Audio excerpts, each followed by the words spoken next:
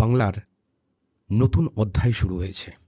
মানুষ পরিবর্তন চেয়েছিল, মানুষ আশ্বাস চেয়েছিল, মানুষ এমন এক প্রশাসন চেয়েছিল যেখানে দল নয়, আগে থাকবে দেশ, রাজনীতি নয়, আগে থাকবে সমাজ, আর ক্ষমতা নয়, আগে থাকবে মানুষের অধিকার। তাই আজ বিজেপির নতুন মুখ্যমন্ত্রী শুভেন্দু অধিকারীকে বলছি, সাথে বিজেপির শীর্ষ নেতৃত্বকেও বলছি, ইমিডিয়েট প্রশাসন আর শিক্ষা ব্যবস্থাকে রাজনীতির হাত থেকে মুক্ত করুন।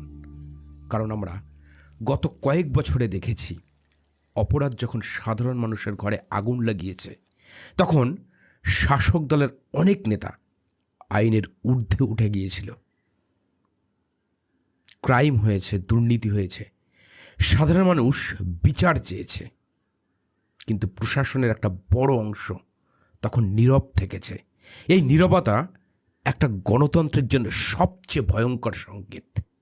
মানুষ আর সেই পুরনো রাজনীতি দেখতে চায় না। মানুষ এখন নিরপেক্ষ প্রশাসন চায়, যেখানে থানায় গেলে পরিচয় নয়, বিচার পাওয়া যাবে, যেখানে সাধারণ গরিব মানুষও মাথা উঁচু করে কথা বলতে পারবে। আর সবচেয়ে বড় অনুরোধ, শিক্ষাকে বাঁচান। আজ বাংলার বহু স্কুলে শুধু বিল্ডিং আছে, কিন্তু ছাত্রছাত্রী নেই।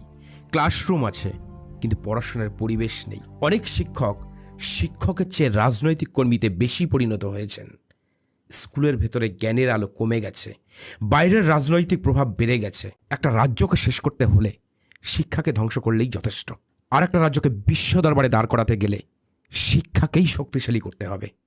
তাই নতুন সরকারের কাছে আবেদন, স্কুলকে রাজনীতি মুক্ত করুন, কলেজকে দলীয় প্রভাব থেকে দূরে রাখুন, যোগ্যতার মূল্য ফিরিয়ে আনুন, শিক্ষককে আবার শিক্ষক হতে দিন, ছাত্রদের আবার স্বপ্ন দেখতে দিন।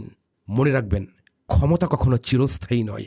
আজ যারা শাসক, কাল তারাই বিরোধী হতে পারে, কিন্তু যদি প্রশাসনে নিরপেক্ষতা থাকে, যদি আইনের চোখে সবাই সমান হয়, যদি শিক্ষা আর সমাজকে সত্যিই উন্নতি করা যায়, মানুষ তাহলে সেই সরকারকে বহুদিন মনে রাখবে। মানুষ শুধু রাস্তা বা ব্রিজ মনে রাখে না, মানুষ মনে রাখে কোন সরকার তাকে সম্মান দিয়েছিল, কোন সরকার তাকে নিরাপত্তা দিয়েছিল, আর কোন সরকার তার সন্তানের ভবিষ্যৎ গড়ে দিয়েছিল। বাংলা আজ নতুন পথের সামনে দাঁড়িয়ে। এখন সিদ্ধান্ত আপনাদের, ক্ষমতা দেখাবেন নাকি ইতিহাস তৈরি করবেন।